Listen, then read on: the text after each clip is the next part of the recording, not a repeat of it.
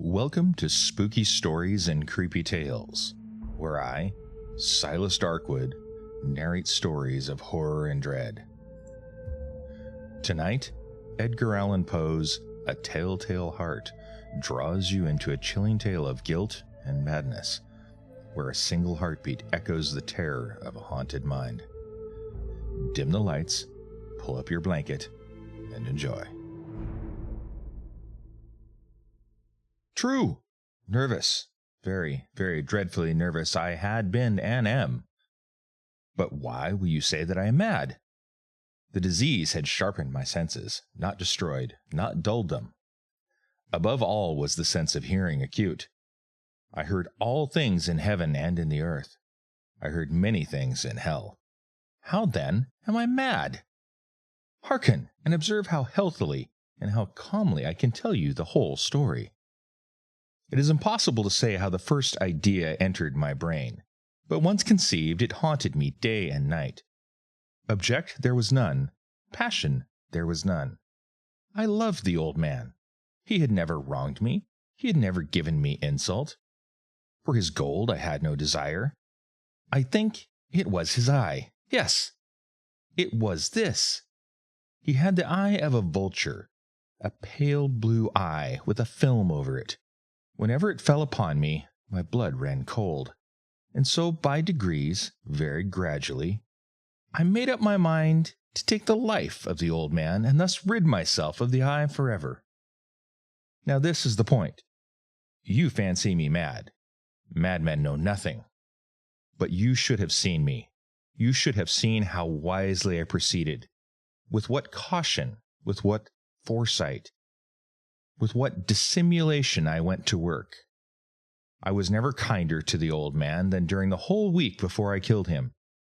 And every night, about midnight, I turned the latch of his door and opened it, oh, so gently.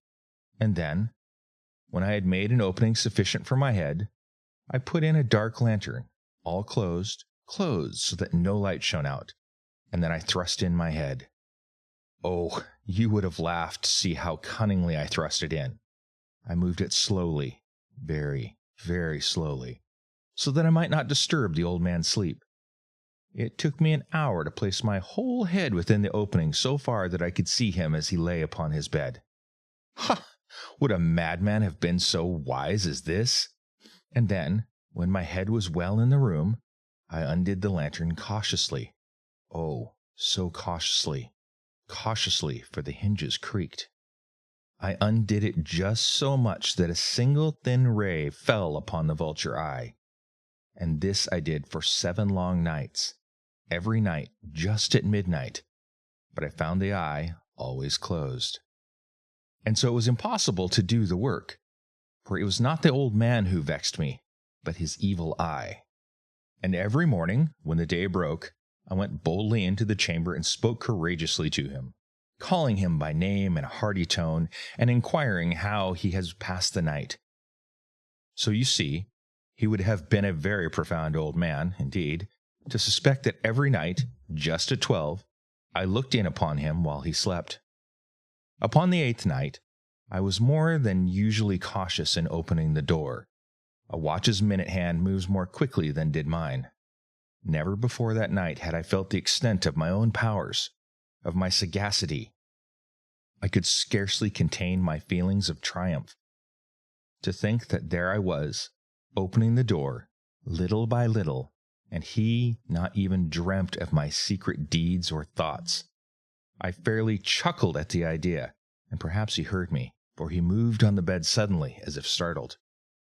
Now you may think that I drew back, but no. His room was as black as pitch with the thick darkness, for the shutters were close fastened through fear of robbers. And so I knew that he could not see the opening of the door, and I kept pushing it on steadily. I had my head in, and was about to open the lantern when my thumb slipped upon the tin fastening, and the old man sprang up in bed, crying out, "Who's there?" I kept quite still and said nothing. For a whole hour I did not move a muscle, and in the meantime I did not hear him lie down. He was still sitting up in bed listening, just as I have done, night after night. hearkening to the death watches in the wall. Presently I heard a slight groan, and I knew it was the groan of mortal terror. It was not a groan of pain or of grief. Oh no. It was the low stifled sound that arises from the bottom of the soul when overcharged with awe. I knew the sound well. Many a night, just at midnight, when all the world slept, it has welled up from my own bosom, deepening with a dreadful echo the terrors that distracted me. I say I knew it well. I knew what the old man felt, and pitied him, although I chuckled at heart. I knew that he had been lying there awake ever since the first slight noise, when he had turned in the bed.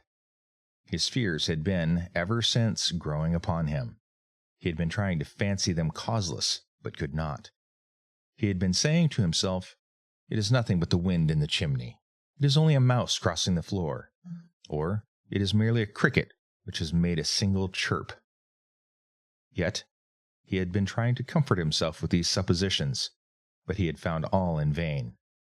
All in vain, because death, in approaching him, had stalked with his black shadow before him and enveloped the victim. And it was the mournful influence of the unperceived shadow that caused him to feel, though he neither saw nor heard, to feel the presence of my head within the room. When I had waited a long time, very patiently without hearing him lie down, I resolved to open a very, very little crevice in the lantern. So I opened it.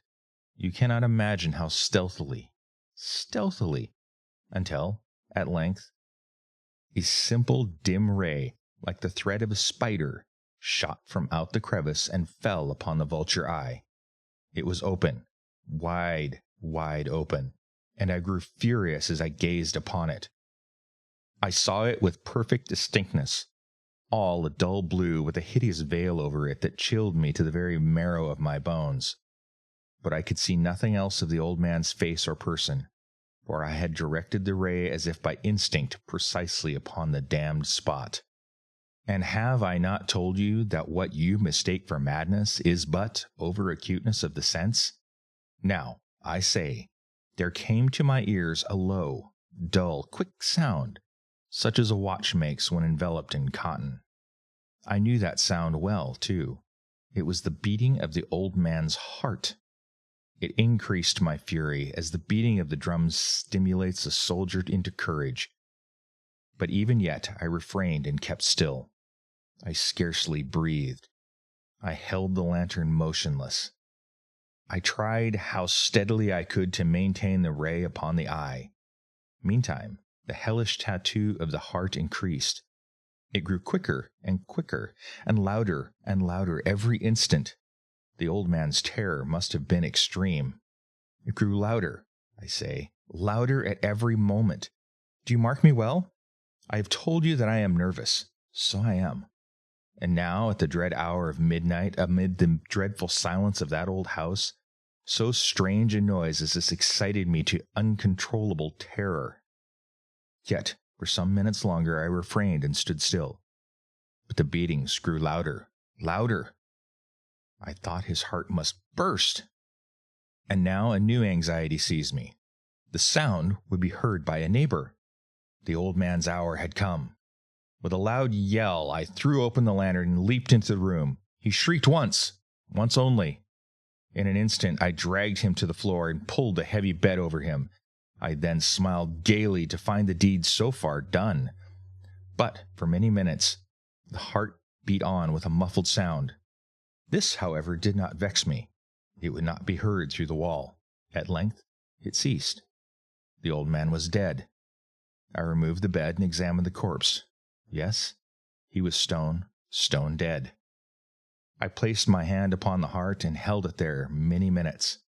There was no pulsation. He was stone dead. His eye would trouble me no more. If still you think me mad, you will think so no longer when I describe the wise precautions I took for the concealment of the body. The night waned, and I worked hastily, but in silence. First of all, I dismembered the corpse. I cut off the head and the arms and the legs. I then took up 3 planks from the flooring of the chamber and deposited all between the scantlings. I then replaced the boards so cleverly, so cunningly, that no human eye, not even his, could have detected anything wrong. There's nothing to wash out, no stain of any kind, no blood spot whatever. I had been too wary for that. A tub had caught it all. Ha ha! When I had made an end of these labors, it was 4 o'clock, still dark as midnight. As the bell sounded the hour, there came a knocking at the street door. I went down to open it with a light heart, for what had I now to fear? There entered 3 men, who introduced themselves with perfect suavity as officers of the police. A shriek had been heard by a neighbor during the night. Suspicion of foul play had been aroused. Information had been lodged at the police office, and the officers, had been deputed to search the premises. I smiled, for what had I to fear? I bade the gentleman welcome. The shriek, I said, was my own in a dream. The old man I mentioned was absent in the country. I took my visitors all over the house. I bade them search well. I led them at length to his chamber. I showed them his treasures, secure, undisturbed.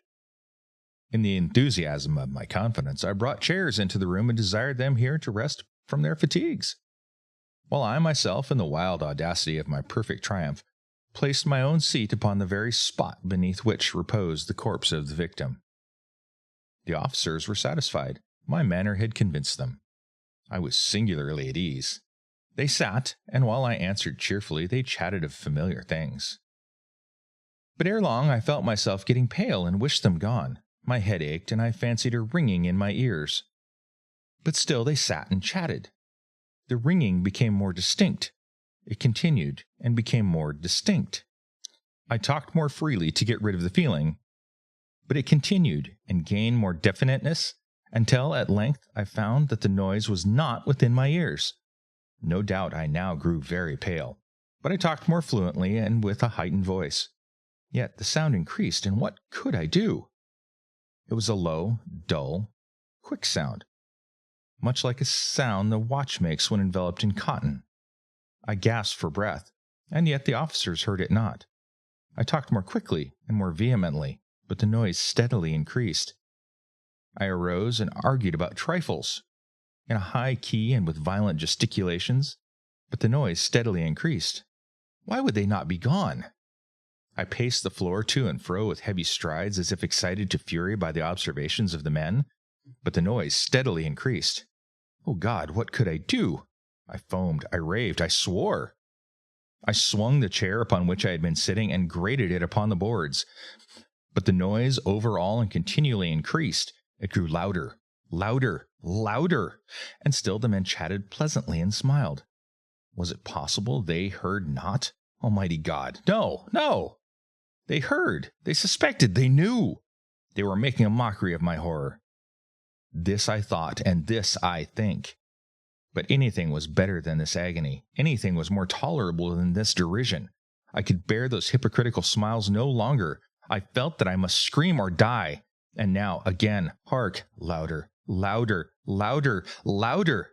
Villains, I shriek, dissemble no more. I admit the deed, tear up the planks. Here, here, it is the beating of his hideous heart. There you have it, dear friends.